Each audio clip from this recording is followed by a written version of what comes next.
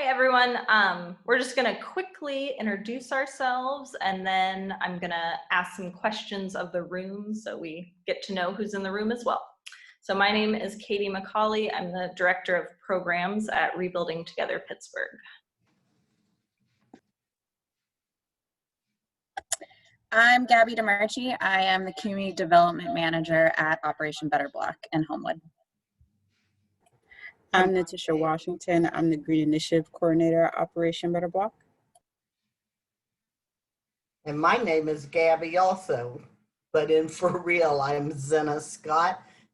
I live in Homewood, and I'm a community activist, along with being a board member of Operation Better Block and a board member of 9 Mile Run. Then I'm putting in some questions for you all in the room. If you want to put in the chat so we get an idea of if we're talking to students, faculty, staff, community members, if you've grown up in Pittsburgh, you know, how familiar are you with Homewood as we start to talk about this? And do we have any community organizers in the room with us or folks with experience in this area? I did forget to mention, that's a good reminder, if you do use the chat, you can select all panelists and attendees so that attendees and panelists can see that in the chat. And you can use that feature and the Q&A as we go along to submit questions.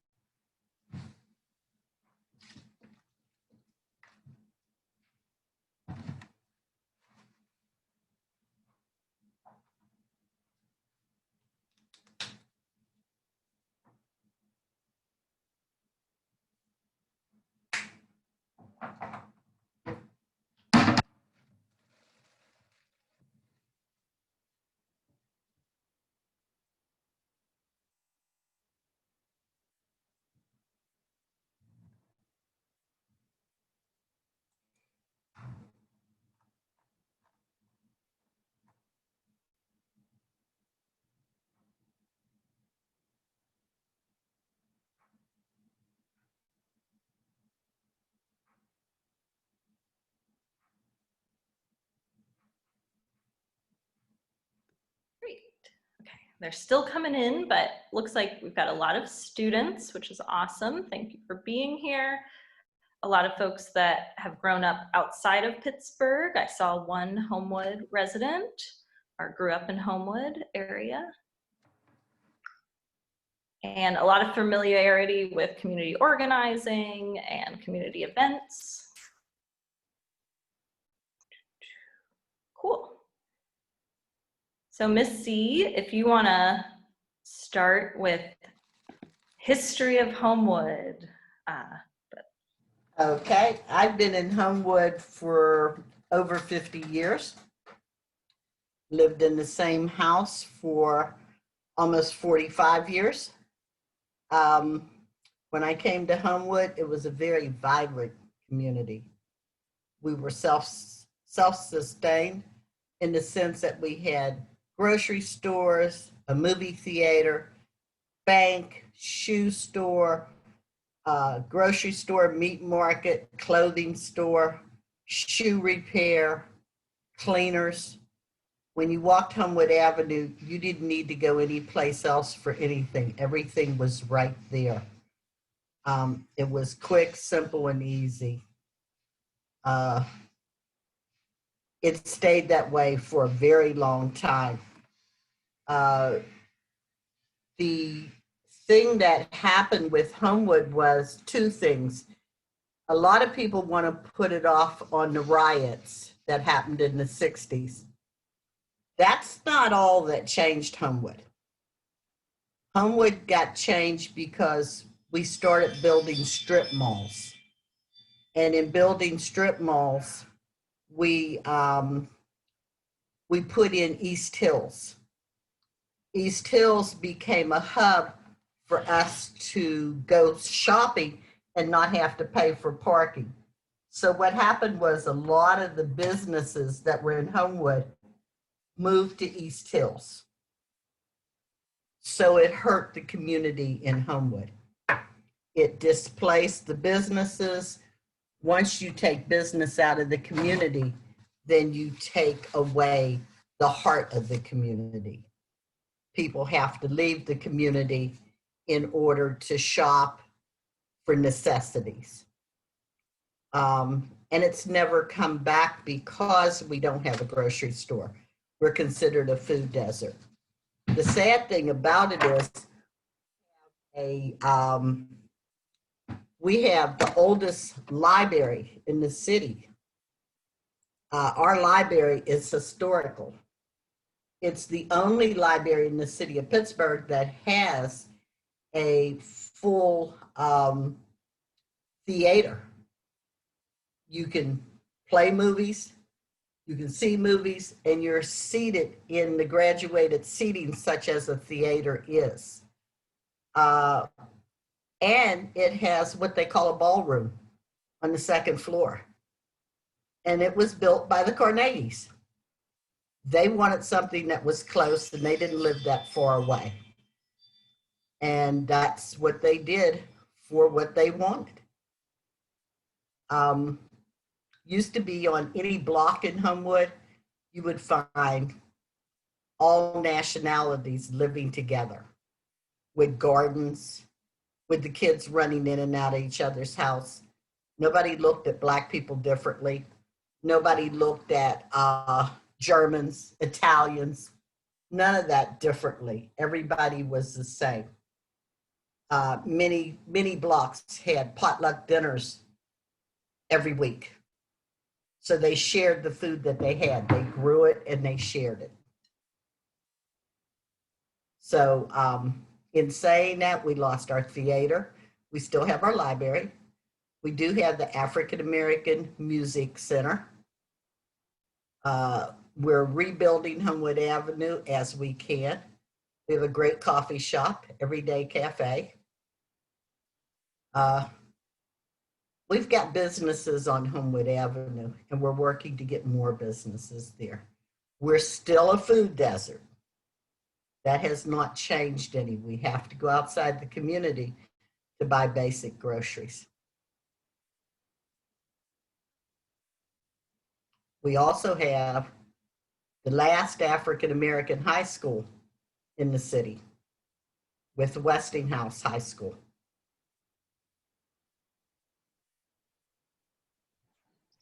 Very good. Yeah. And I mean, I guess that can kind of, I don't know, Missy, if you have anything else to mention, but I can talk a little bit about OBB. Is that cool? Yes.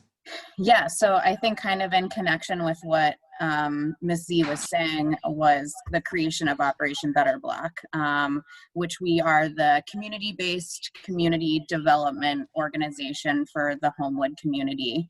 And have been since, we were just talking about this earlier today, since 1970.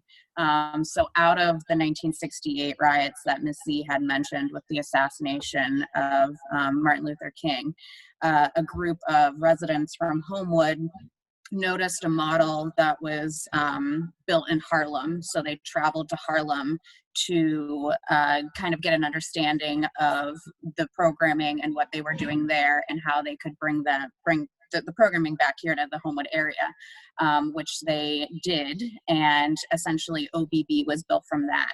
So we were put together in 1970 and then incorporated in 1971. So we've been around for 50 years. Last year was supposed to be our big 50th anniversary gala, but it's going to be had to move because of COVID, unfortunately. But yeah, I mean, going off what Ms. Z was saying, Homewood was a community of what, 30,000 people, you know, a thriving hub. And today we're talking about 6,000 residents with a lot of vacancy currently, but a lot of wonderful assets that Ms. Z was also mentioning, such as the library and CCAC and the schools and PIT, the Community Engagement Center, being involved. So long story short, OBB, we've gone through a lot of different, iterations over the past few years, but today we do a variety of things. So we kind of have a two-tier system that we focus on. So we have our resident service section as well as our community and economic development section. When it comes to the resident services, we offer a lot of supportive services along the lines of, so we have our Bridge to Benefits program, which works with residents to help with utility bills or rental assistance, things along those lines. So gas, water, light assistance. When it's also tax time, we help residents complete their taxes free of charge. Also out of that, we have a home ownership program, which is a little bit newer. We are working with residents to bring home ownership into the area. So ensuring that we have residents that may be living in Homewood for many years, have been renters, but might not have otherwise expected home ownership. It's an affordable program that we work with them on their any financial literacy, any credit counseling that they may need, kind of anything along those lines. We partner with some outside resources to help them provide those services so they can, get the credit fix, get the financial counseling that they may need, and then move into an affordable home here in the area. Which out of that, we have a rehab and a resale program that is connected with the home ownership program, and that we acquire homes, rehab them for whatever issues they may have. We've kind of seen some houses that need $200,000 worth of work, or some homes that need $50,000 of work. It's a real toss-up, and I know RTP is involved in that as well. But essentially, we acquire these homes through a few different entities. There's a city process called the treasurer sale that helps us acquire tax delinquent properties that may have been sitting for years. And, when it came through to the riots, or what Missy was saying, businesses leaving the area. Also, Westinghouse left the area, which was a big employer. So kind of seeing that go, left a lot of homes vacant and blighted and just sitting. So we work with the city to acquire some of those tax delinquent properties that we can then rehab and return into affordable housing for our Homewood residents. So that falls under our resident services programming. What also falls under our resident service programming is Natisha's kind of field, which is the green initiatives and the junior green Corps. So we have an after school and summer work readiness program for high school students, Homewood students, but also students from outside of the area that focus on our vacant lots in the area as maintaining those. And also we have a garden on Frankstown that is gorgeous that they help maintain all summer long. Natisha, what's the average amount of produce that we normally get from the garden during the summer months? An average number, I say 250 pounds. Yeah, so, and then during the school year, we partner with a bunch of different groups, such as Treat Pittsburgh and Grow Pittsburgh, and, a variety, 9 Mile Run, all those great organizations to get them involved in tree planting and tree pruning and stormwater management issues, all kind of the gamut in that sense. And then focusing on some of those green initiatives as well. And Natisha does a lot of good work with a lot of wonderful partners in the area. So that's kind of our resident services programming of things. And then we have our community and economic development, which is where we partner a little bit more with Rebuilding Together Pittsburgh. Essentially, there's a couple things that we focus on. One in primary is we are focusing on the business district a little bit more, like Ms. C had mentioned. In the next couple of weeks, we will be starting construction on a new mixed-use space that we are calling the Gebner Building. It is on the corner of Kelly and North Homewood. It will be 2 commercial spaces on the first floor, and then on the second and third floor, we will have 6 one-bedroom affordable apartments. So in the next couple of weeks, we will officially be beginning construction, and that will be a thriving entity within the business district. It will be actually right across the street from the Pitt Community Engagement Center for those that you have been there or are familiar with that corner where CCAC is as well. So that's been a big project we've really been focusing on. Also, the rehab to resales fall under that category. So doing those rehabs, getting, good, affordable home ownership in the area, and finding families that might not have otherwise expected home ownership as an option. And then we have our homeowner stabilization services, which is what I primarily focus on. It is a kind of 3-tier, and this is where kind of RTP comes into the mix. But the first is we have a program called Tangled Titles. So essentially, if you are living in your home, you're paying your taxes, you're taking care of the home, all of that good stuff, but you really need to get your roof fixed, or, there's a leak somewhere, and you don't have title of your home, you can't maybe get those repairs taken care of with some of the programs that we work with. So we work with residents to help them gain title of their home. And essentially it might be in deceased aunt's name, it might be in deceased brother and deceased mom. We go through the process of helping them gain title by completing an heirs deed, which is can be a process that can take 3 months, it can take 3 years, but it is a good process to ensure that legacy within the community and people have home ownership. The second tier in that is our home repair program. So here at OBB, we have a facade program. So as long as you are a Homewood resident and you own your property, we can work with you to make repairs directly to the front of your home. So windows, porch, door, awning, repainting, repointing, kind of anything that falls under that category. There's no income requirement or anything along those lines. As long as you're a Homewood resident, we'll work with you. And that's also where we partner very closely with Rebuilding Together.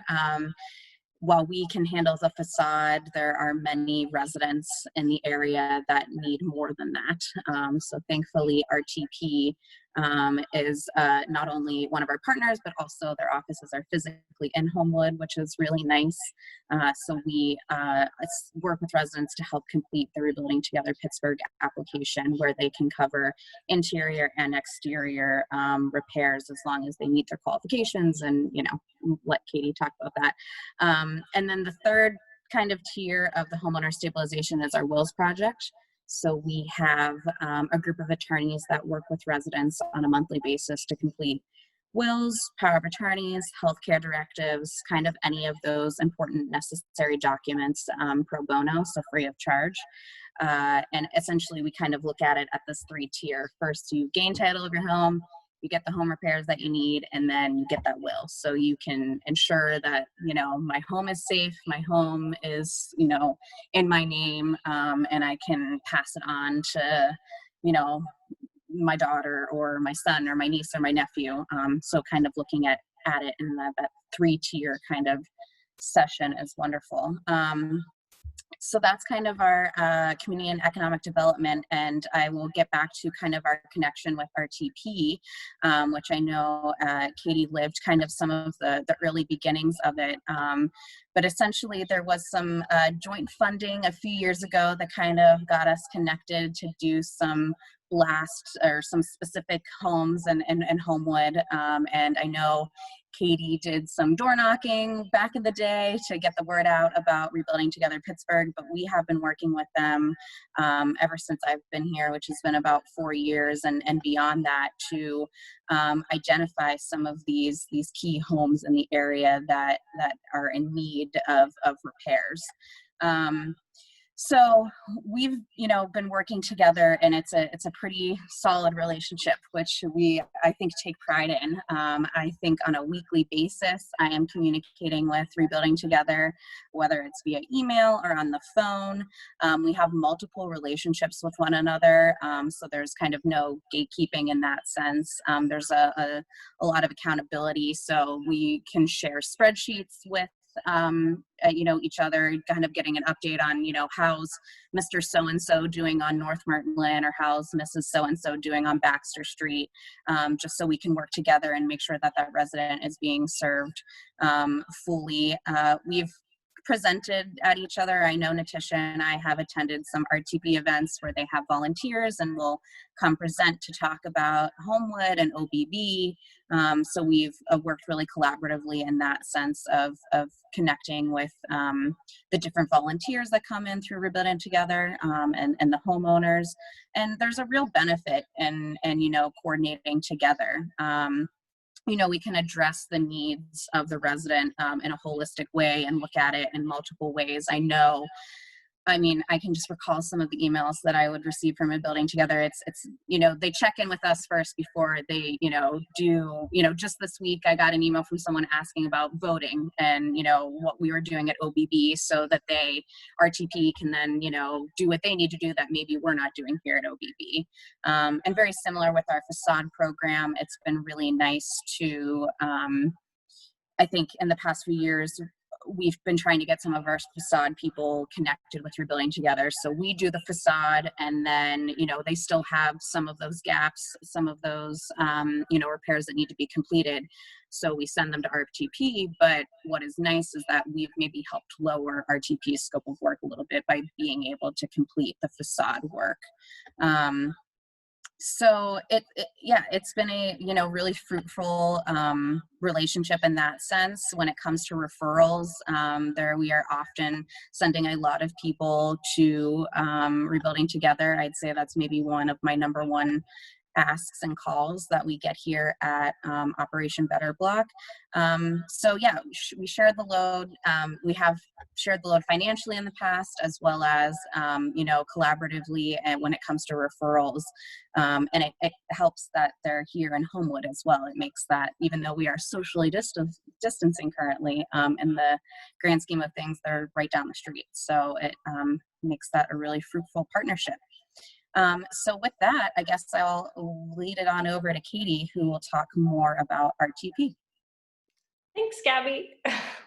Let's see, you did such a good job that I now have to think about what I should talk about. Katie, can I throw something else out there? Oh, yes, please. What I'd like to throw out, Gabby did do an excellent job, Gabby. Thank you. You didn't miss a beat. And if you said this already, forgive me. I was doing something else for a minute. We have the largest flat land mass in the city of Pittsburgh, and the largest amount of vacant land, whether it's vacant with empty houses on it or whether it's just vacant land. And 90% of it needs cut or maintained, and the sidewalks need fixed. So just to give you another background on Homewood. Thanks, Missy. Let's see. So I think you guys got the gist of Rebuilding Together, in that we perform free home repairs for low-income homeowners. Used to be that it was specifically for seniors and veterans and those with a permanent disability. But in the past couple of years, we've loosened it up a little bit to not have those age requirements, and it is now just low-income homeowners. Low income is 60% of the area median income. So that's for one individual, a little over $30,000 a year they're bringing in. We serve all of Allegheny County, but as Gabby said, we are located in Homewood, and we predominantly serve what we call impact communities, and that means an area that has consistent dedicated funding in the area for several years. So as Gabby said, we have a long history in Homewood. I was an AmeriCorps at Rebuilding Together in 2011, and we were working in Homewood. Seems like we had kind of just started getting into Homewood around 2011, because Rebuilding Together is around 27 years old, but only in the past 5 years have we had a significant staff size. So we've really ramped up how many projects we were doing. So for the past 25 years, we've been in Homewood off and on, but really starting in 2011 and more 2015 have we been doing around 20 houses a year in Homewood. And I actually, luckily, got the exact stats on it. So since 2014, we've worked on 82 unique properties in Homewood. So there's a range to what that means. That can be an emergency repair of a hot water tank replacement to $50,000 hard cost in one home. In 2020, we're averaging $23,000 in hard cost to be invested into our projects. So that's across the county. Usually averages from like around $7,000 for a very low cost project to, as I said, like a $50,000 project. And those often happen in Homewood, because to talk about the housing stock of Homewood, they are big and beautiful homes, but just large homes. Would say that the majority of homes in Homewood are over 100 years old. So they are often some of our most costly repairs. Let me see what else I have. I wanted to talk about how our work ties into anti-displacement efforts to support the Homewood community, and a lot of the work of OBB and their cluster planning and community planning to ensure that longtime residents and for Rebuilding Together homeowners are able to stay in the neighborhood.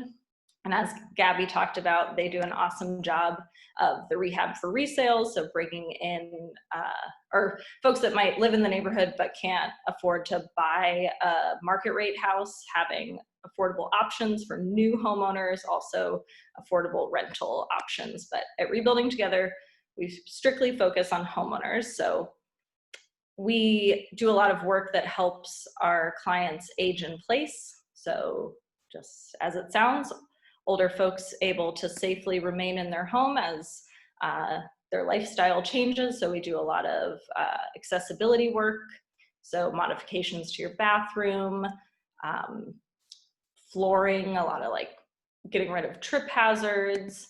We also focus on health repairs, which also includes flooring when you think about indoor air quality, getting up old carpets, moisture control. I'm sure Gabby can attest to this, of so many folks need new roofs, and a roof in Homewood is very pricey. The average is about $20,000 to replace your roof. So if you just think about that for a second, $20,000. And as I said, our clients are low income. The majority, over 90% of our clients are classified as extremely low income or very low income, and that extremely low income is $17,000 a year that you're living off of. So $20,000 roof, the fixed income you're on. So really essential for us to be able to do this work.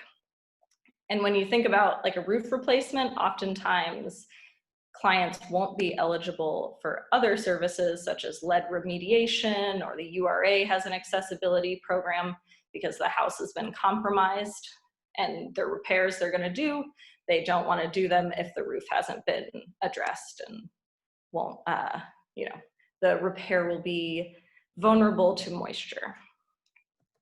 We also focus on what happens when you have deferred maintenance in your home and what are the vulnerabilities that lie there. And OBB has done a great job of teaching me and Rebuilding Together about this, of the community effect of the threat of loss of homeowner insurance, the inability to refinance your home to maybe do that whopping $20,000 repair. But if the the value of the home is so low that your mortgage company won't allow you to even refinance to help that property value increase.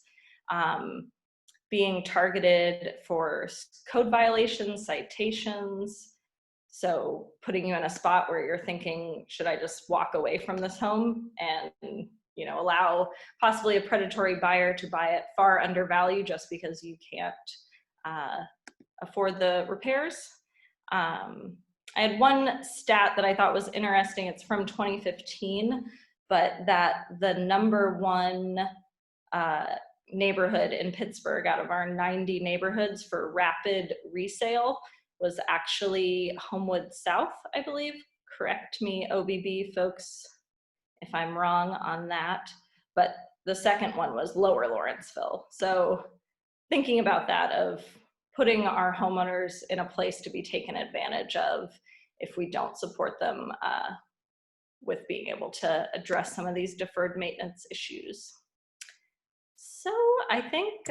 So Katie, if I may, so when we're talking about sustainable community organizing, community development, we know that neighborhood and resident voice is critical to those efforts. So I'm wondering if Ms. Z and OBB and you, Katie, can speak a little to how you ensured that neighborhood voice and resident voice was injected into your cluster planning in particular, because that's a key driver for a lot of development that's happening in Homewood. Yeah, so at Operation Better Block, we developed the cluster plan. So the cluster plan was a project that we done, I believe, in 2016, right, Gabby?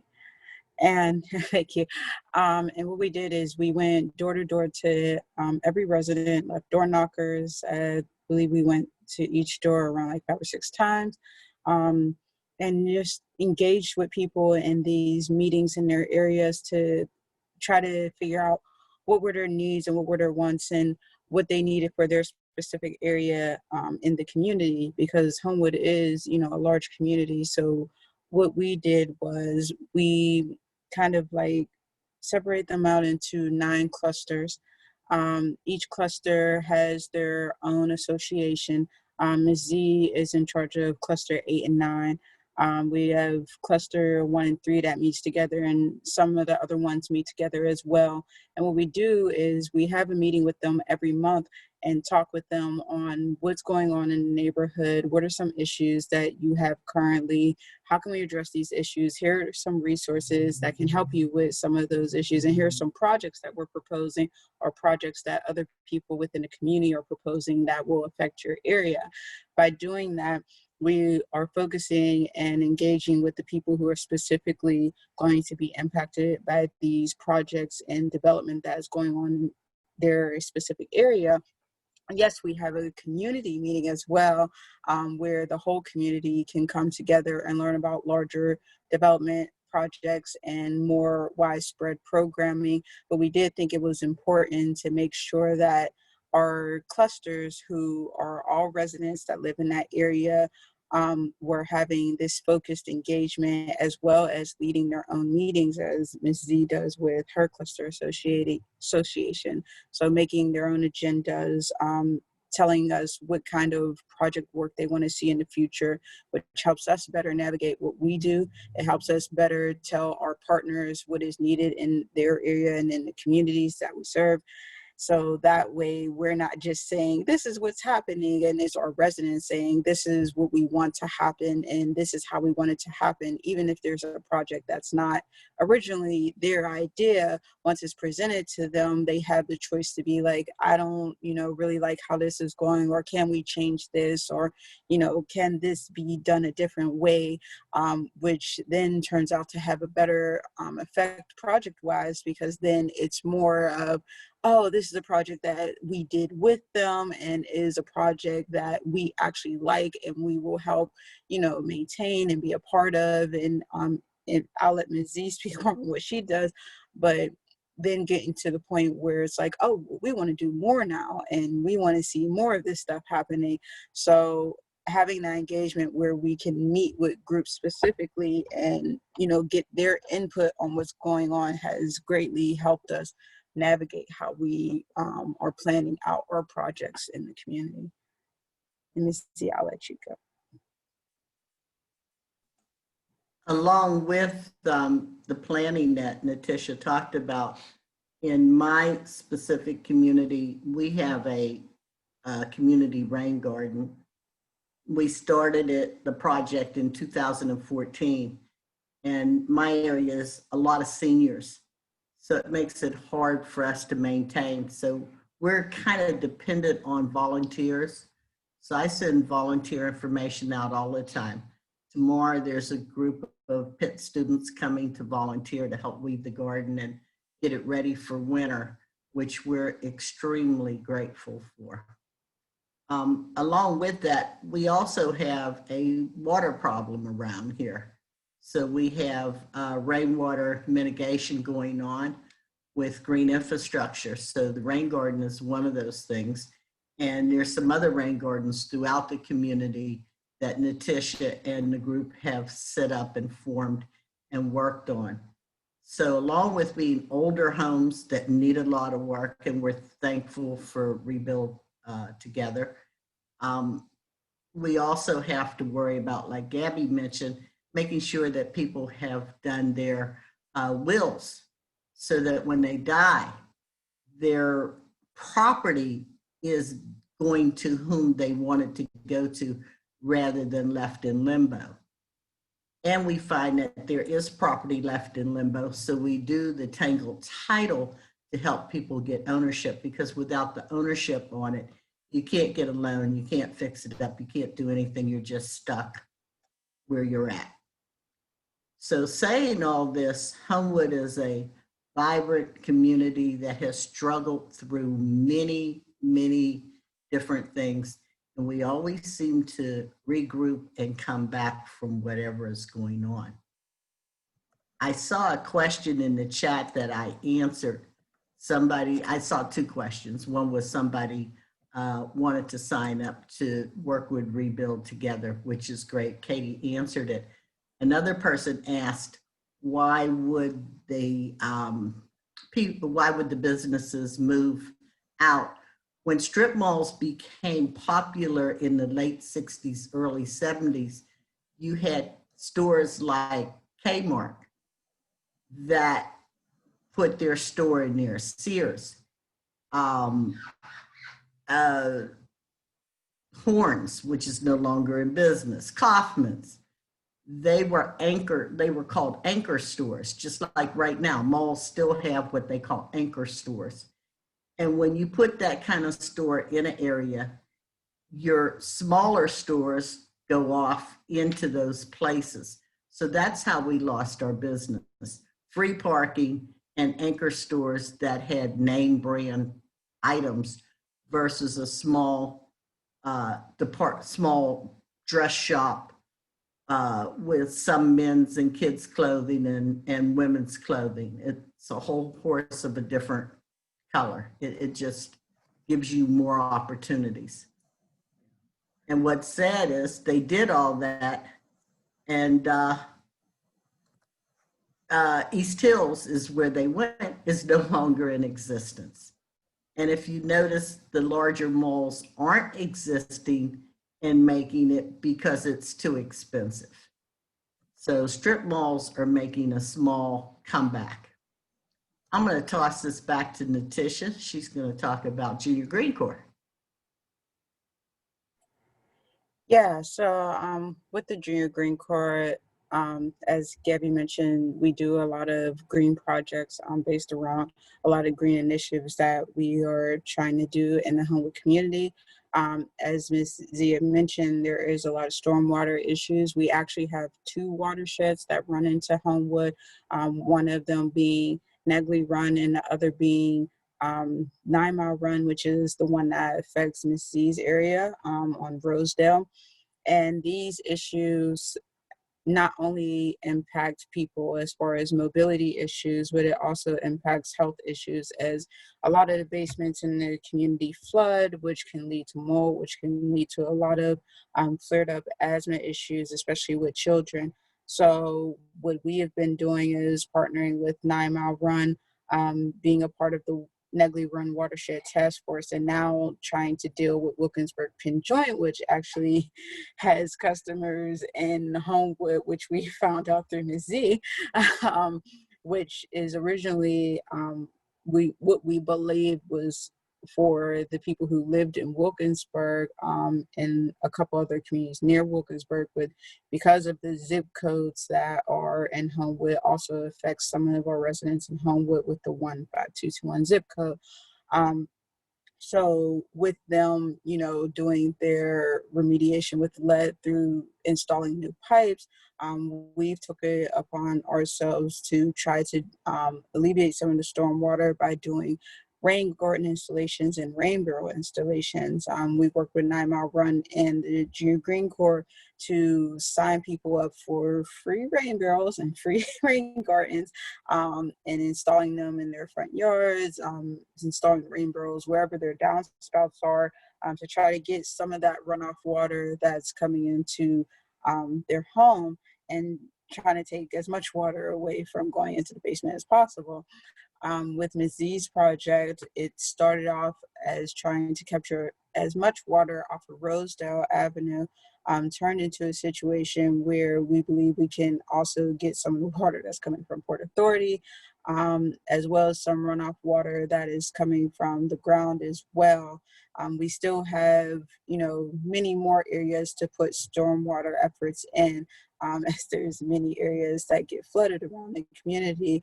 But this rain garden has been a big example of how we can utilize our vacant lots that we have around Homewood, which I think there are more than 600 plus vacant lots in Homewood, with probably 5 times as many vacant homes.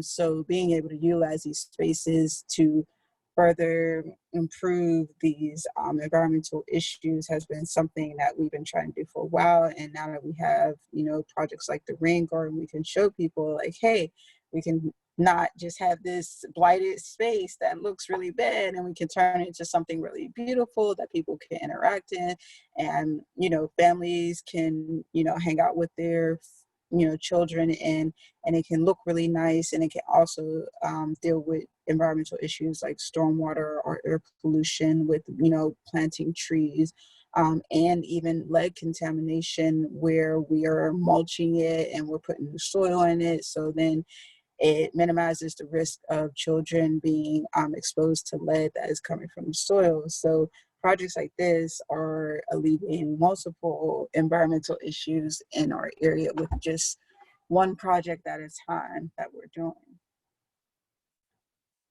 And just really quickly, if I could add, the rain garden and how that connection with Miss C and the Cluster 8-9 Association. I mean, the rain garden was fully resident led by Miss C. I mean, she helped secure funding. She is very diligent in the maintenance of it. I mean, it's beautiful for those of you who will be able to attend tomorrow.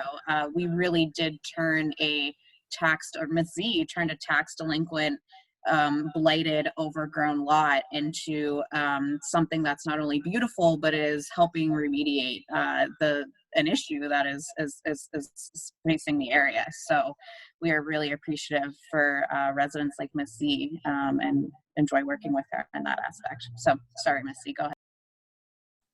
What else I wanted to throw out there was the rain barrels. Rebuild Together can help us do some work on homes.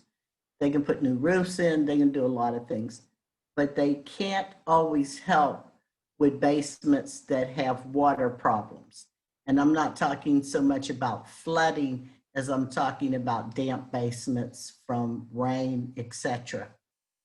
If you put rain barrels up where you can't afford to do a French drain, you put rain barrels up and you catch the rainwater coming off your roof. You either hold it in the rain barrel or you get a long hose that extends out from the rain barrel into the yard, and allows the water to go back into the ground, and the ground will accept it unless it's real sandy.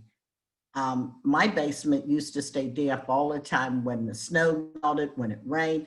I have no problem at all now. I have 2 rain barrels, one in the front and one in the back. And I'm so, the basement is no longer damp. And a rain garden as well. Yeah, I have a rain garden, and I have 6 raised garden beds.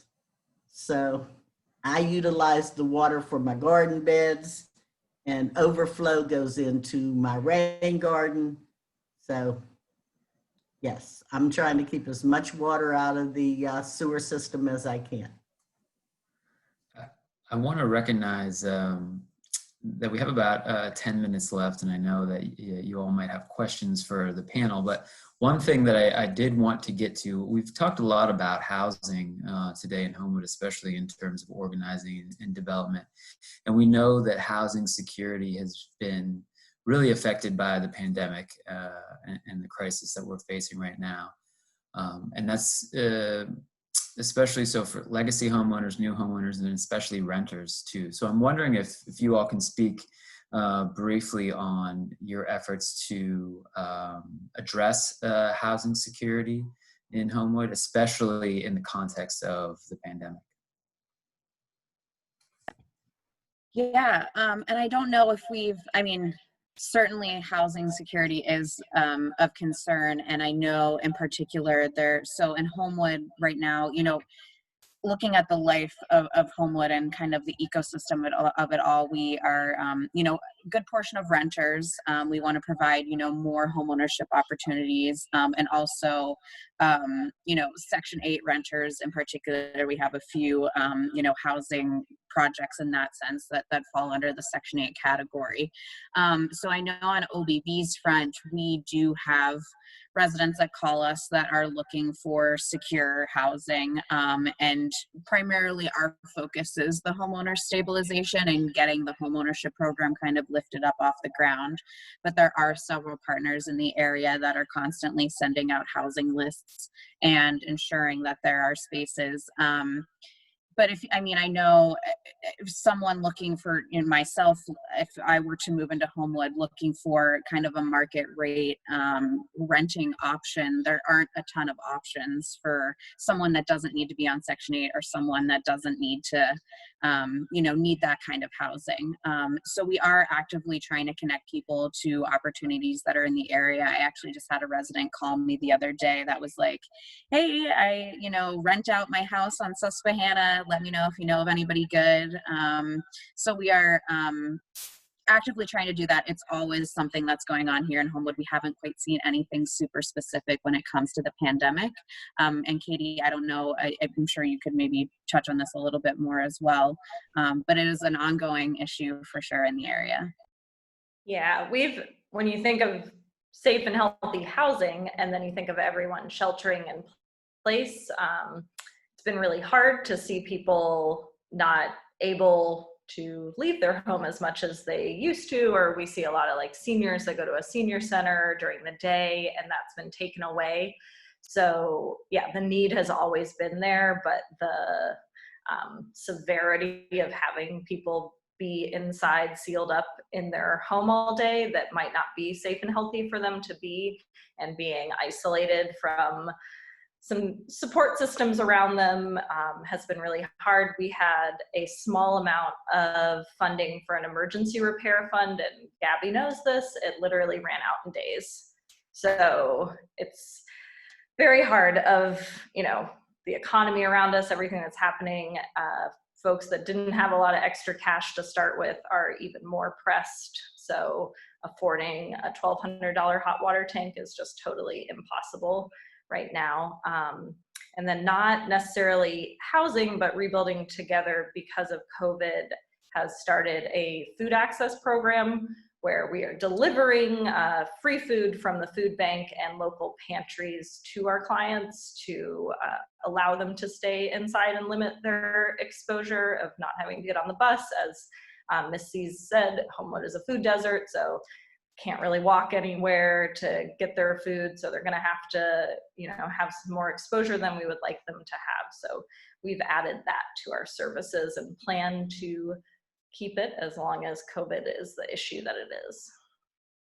Yeah, and we also, through our Bridge to Benefits program, have put services together to help people with rental assistance, because as we go through this pandemic, we see, you know, the pauses on, you know, evictions and utilities are, you know, going to end soon. And there are a lot of people who, you know, either lost their jobs or wasn't able to get a job through the pandemic. And if they were already in a rental, you know, rent issue, it's probably gotten worse since the pandemic started. So I know that we've set up some programs for people who were either really behind on rent or just started to get behind or behind on your utilities, and trying to, you know, lower those bills through our emergency assistance programs, so that when the pauses end, that they're not in a financial bind. Absolutely. Thank you for that. I see another question came through, and so I'm gonna bring the energy back up. In a couple of sessions, we've been ending the sessions with sort of a call to action, right? So I'm gonna put this to the panel. We've seen a couple of people ask about how they can get involved with the OBB or with Rebuilding Together, but I wanna take it a step further and say, what would you all like to ask of the attendees and to people that they could do to really promote and energize community organizing, sustainable community development, direct service through your channels in Homewood and potentially other neighborhoods across Pittsburgh? Call to action.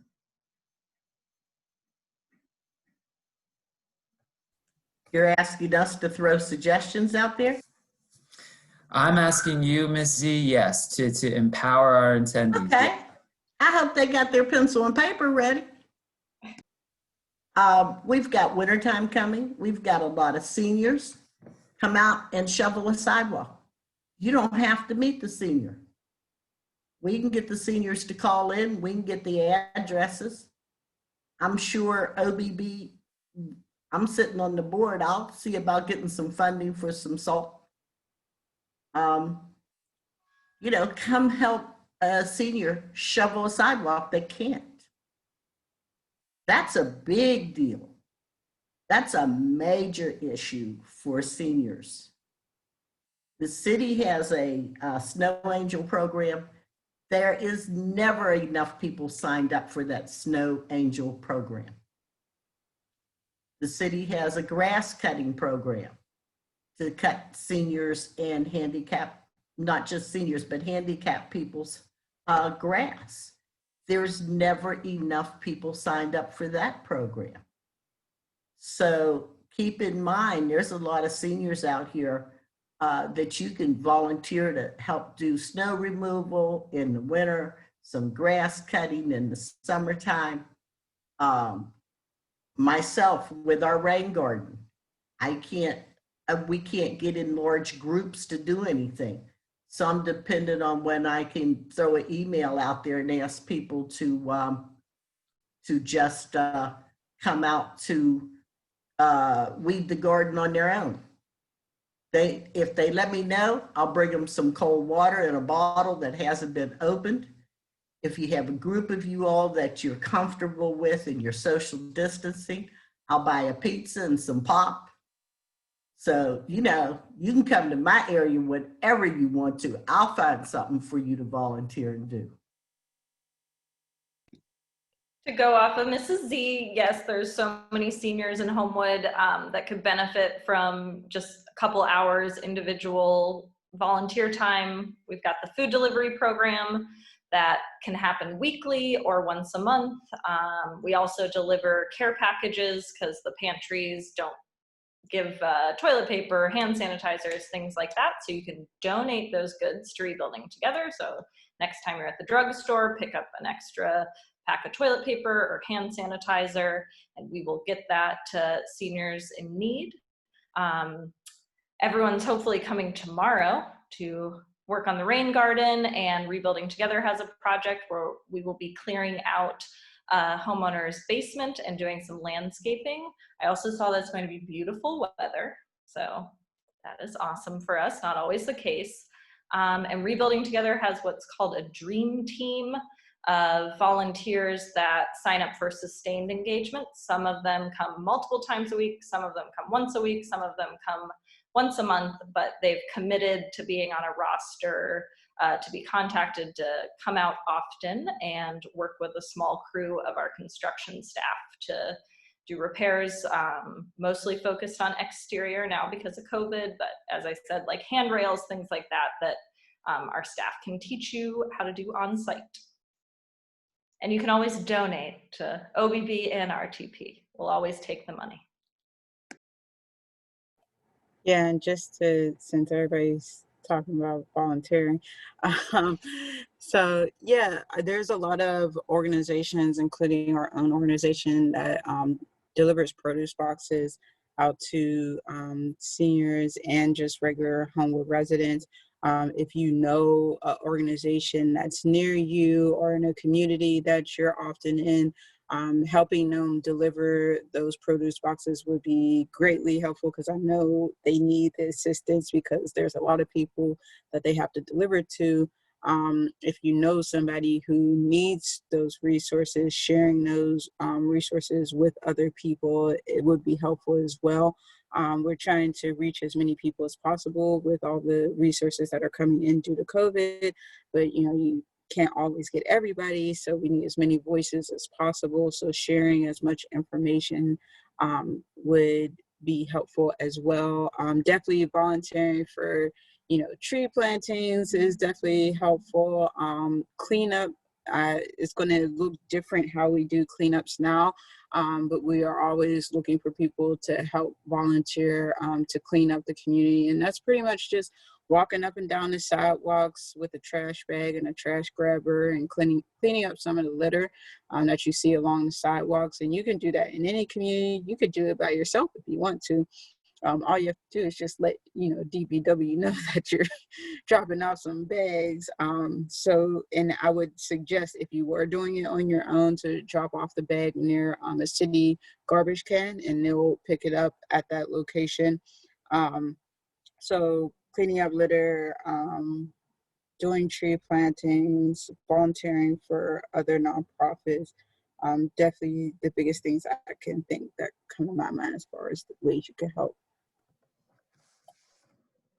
Well, thank you all very much. I want to recognize that it is 4, and I want to respect everyone's time, but I think this was a fantastic conversation, a fantastic overview. All our panelists are putting their contact information in the chat, so please feel free to reach out to them with questions, for more information, to sign up, to get involved in the ways they mentioned. We also can't see each other or hear clapping over Zoom, but I know you'll thank me in appreciating our panelists for their time and for their insight today. If you are interested in more Civic Action Week content, there is a session tonight from 6 to 7, Creating Strong Communities, Why Literacy Matters. And you can find more about that at pmad.doc.pitt.edu, and there's a whole slate of content tomorrow, which you can learn more about on the website as well. So thank you to our panelists, thank you to our attendees, and I think that will conclude our session today. Thank you for having us. Thank you. Thanks for having us. See you tomorrow. See you. Hope you learned something.